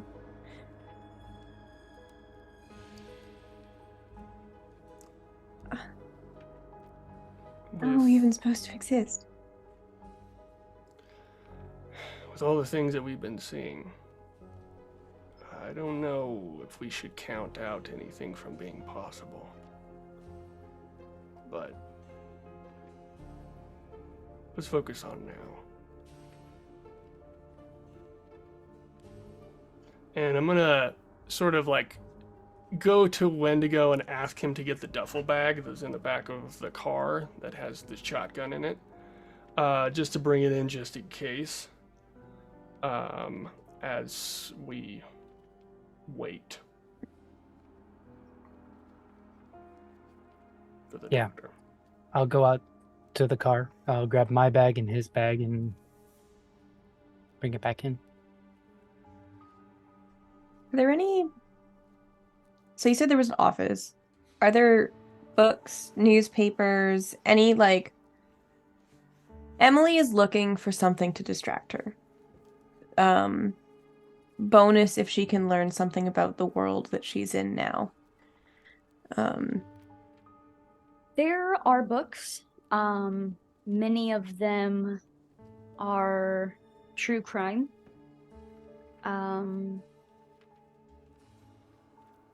A lot of them are very forensics based, more educational.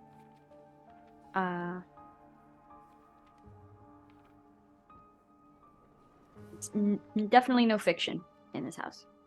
Oh, she's not a fiction person. She's an archaeologist. Yeah. So probably forensics would be her go-to of anything if she can't find like a newspaper. Yeah, probably wouldn't be a newspaper. I guess I'll probably be doing that as well, because why this house, why this person, definitely be looking around to see who the hell this is and whose house we're in. And I'll also ask about who the woman was that exited, that was with Fletcher, and learned that they were Mars. And be like, that's weird. As I'm looking around as well. While Rose is alone for a few minutes and everybody else is looking around, she's going to lift up her shirt and look at her side and try to look at the bullet wound and see if she can get any idea whether or not it's still in her. Make a luck roll. Okay.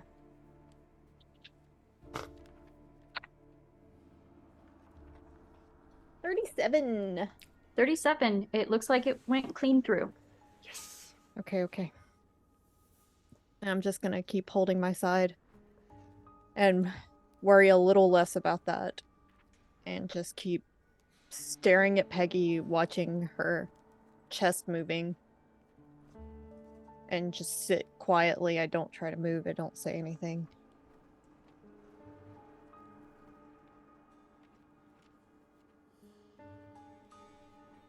Wendigo will go back to the office as well because he's trying to find paperwork, something about this gentleman whose house we're in at this point. I will say between the agents, you don't find any photos. You don't find anything with this person's name on it.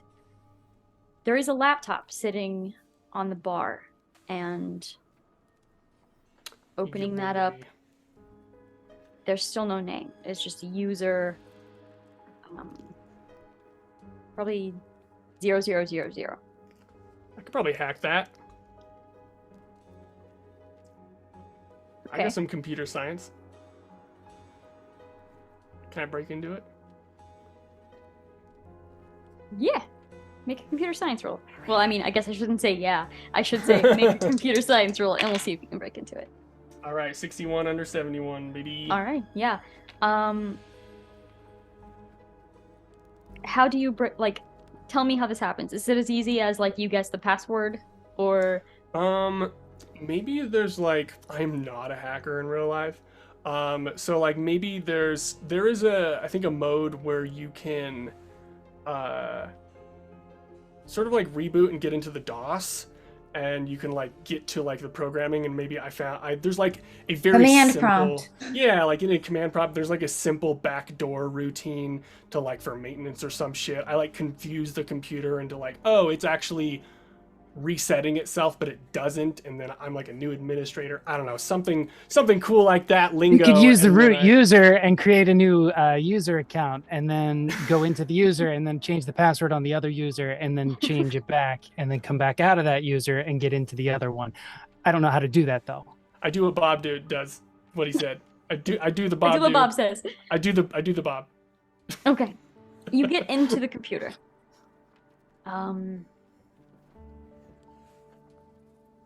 Let's see. Who the hell are you? JMMF. Make a search roll.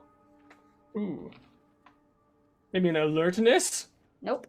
No. Okay. Oh. Oh my guy. That is a 9 under 50. Okay. Does Cross really say that out loud? No, he does not. He goes, cha-chow. He says ka-chow from the Lightning movie that his son Lightning really McQueen. likes. Yeah. Like that movie. So- Trucks. Trucks. So you're able to find some information. You find most of the history has been cleared. Any search has been cleared.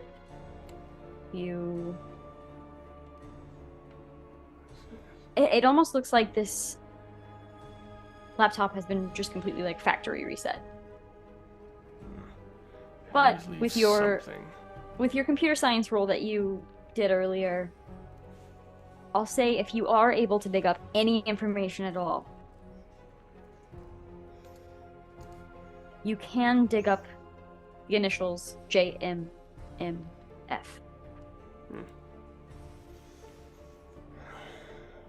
I'll just sort of shut the laptop. No, nothing.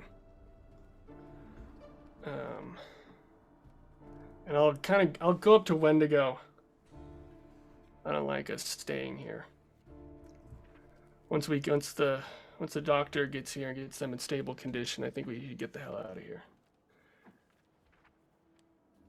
I mean, if place with mirrors brings them here, or the mirrors with the creatures, it doesn't seem like it's a safe place. They did say that it was a safe house with those words that was written on the mirror, but I don't know. Well, I mean, a house without the mirrors would be the best place to keep them, wouldn't it? Yeah, you could also do that just with a motel. Yes, excuse me, FBI business. I need you to remove every mirror inside of this hotel. I mean, at least with our room, we could just like out of the bathroom. I think that's probably the only place they would have it, in like a little cabinet.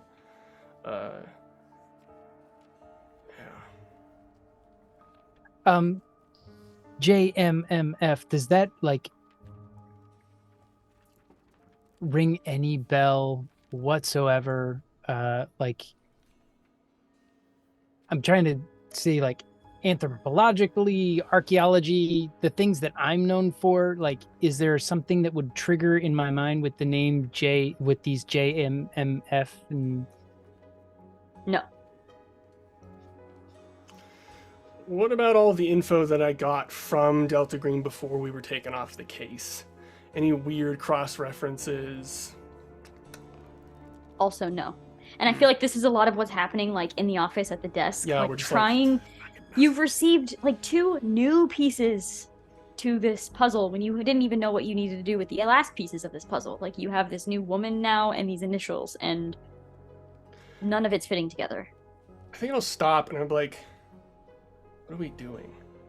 And then I'll walk out into the living room where the women are and just be like, JMMF.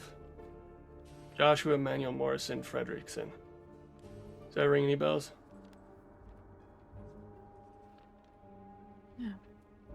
Should it? It's a person that supposedly owns this house. The one that you all came to through a mirror, and the one that some ghost lady told me to come to. I don't like it. I feel like Emily just breaks out into hysterical laughter. Something funny, Miss O'Hara? You don't like it. It just... We have one of our friends dying on a couch. Another one is shot. And you don't like it. I put the book down and I just go into the bathroom and close the door. I assure you, Agent Cross, none of us are a huge fan of anything that is happening right now. My priority is to try to keep you all safe. So, Doing a stellar job.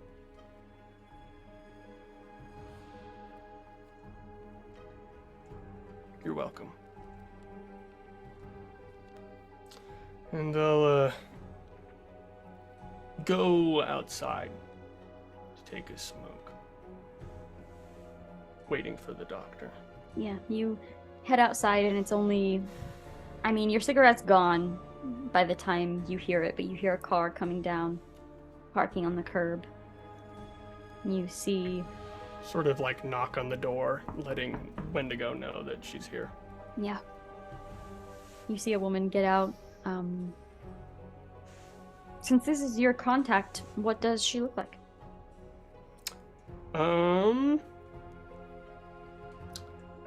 I feel like, I don't know why, but I thought that, like, she's actually a veterinarian. But, like, she used to be, like, a doctor. She's, like, very frazzled, big glasses, very thick, curly black hair that's in, like, a messy bun, and, like, might have, I don't know why, but maybe she has, like, a bunch of, maybe she adopts a lot of animals or something like that. So there's, like, I don't know, like, there's some stain on her face that she hasn't noticed yet, and it's just, like, on there. Is like a little, like, just messy, but in, like, an adorable sort of way. Yeah, so it's an odd look, Rose, as Agent Cross comes back in with this doctor you've heard about, but you see this mess of a person coming in with him. I ask for her phone and other stuff when she gets up to the like, I'm imagining, like, the stoop with stairs. When she gets to the stoop, I ask for the phone. Yeah, she hands it over. Thank you. We have 2 injured inside. Just want to make sure that we can stabilize them, do the best that we can. Injured how? And she kind of, like, pushes past you to walk inside. And I'll just be like, I'll let them describe it themselves. Yeah, you see this woman walk in, and she's already like, she has some sort of case with her, and she's setting that down on the bar and like eyeing the blood that's everywhere. And you hear like the clasps of the case open, and she opens it up and is beginning to dig through for some gloves. At this point, Emily has emerged now that Cross had left, and is standing kind of protectively over Rose and Peggy, just arms crossed, looking at the doctor and at Agent Cross. Ms. O'Hara, can you explain to Lisa here what the injuries, if you'd be so kind? Of course. Rose, and I gesture, was shot. Bullet went clean through, but she's still bleeding. We've tried to... She's been putting pressure. Peggy, though, I did my best, but she was impaled. Shot also, but impaled on a piece of bone. We took it out, and we've... Well, you can see. And there's just like layers of towels and blankets and like, because you're not supposed to take it off. You're supposed to just keep layering and layering and layering so it doesn't like keep whatever. And she says, we did our best, but rudimentary at best. I don't know what else to say. You see, like, the moment she's done taking in the information, you see a little nod, and her eyes just dart. She looks at Rose, she looks at Peggy, and she immediately, as she's putting on gloves, heads to Peggy first. Immediately kneels down. It seems to just be, like, gauging how much blood. And as she's taking a look around, she says, we need another surface. Kitchen table. There's a desk in the other room. The bed. Can you bring the bed out here? Yeah. Start go and help Wendigo. Yeah, and there's this, like, you're moving this bed out here, stripping the sheets, basically just like getting everything off of it, and she probably enlists a couple people's help, probably the agents more than anyone, just because like that's who she's working with right now. A quick lifting Peggy onto the bed, and you see her work feverishly, I think is the best way to describe it. Like, there's a moment where it was like stalling, and then the moment things are starting to be removed, it's like a whole other world. She is completely zoned into what she is doing. She doesn't talk to anyone. You can see Peggy's eyes like moving behind her eyelids. There's occasional like winces just from the pain, even as she's unconscious. And at one point, she asks one of the agents to retrieve the blood bags from her case. And there's almost like this just extendable pole that was kept in the case as well, that she's just putting up and setting up basically this hospital room inside of here, like she's done it 1,000,000 times. And eventually Peggy seems stable enough in her eyes for her to move her attention to Rose, and Rose is much quicker. The wound is examined, cleaned, bandaged quite quickly. You've got like a wrap around your entire torso just to keep that secure. It hurts. It hurts more now that attention has been drawn to it and it's been cleaned. And once she's finished, you all hear a knock at the door.